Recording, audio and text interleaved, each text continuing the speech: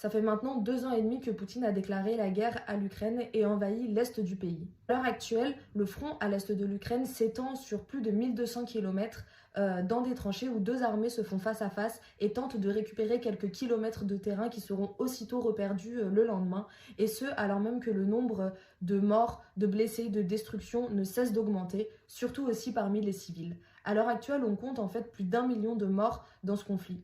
En face, on a les puissances impérialistes occidentales, dont la France, dont les États-Unis, qui ont réaffirmé leur soutien à l'Ukraine. Mais il ne faut absolument pas s'y tromper. Ce soutien, il permet surtout de servir les intérêts des industriels de l'armement et de l'énergie, qui même en temps de guerre, en fait, se font du profit en vendant des armes et en se partageant le marché de la reconstruction d'après-guerre en Ukraine. Cet été, on a vu l'armée ukrainienne qui a lancé une opération spéciale dans la région de Koursk, en Russie,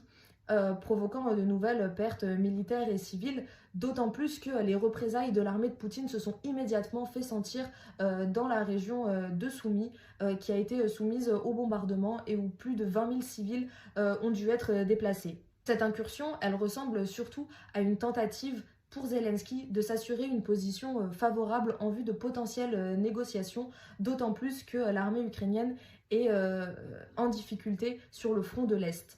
Il est évident en fait pour nous que ces négociations, elles ne pourront aboutir à pas grand-chose si ce n'est potentiellement une zone occupée à l'est où en fait les combats peuvent reprendre à tout moment. Parallèlement et en pleine guerre, le président Zelensky, qui continue de se présenter comme un héros national, continue de mener une politique pro-patronale en criminalisant les militants anti-guerre et les militants socialistes, en réprimant toute forme de mobilisation.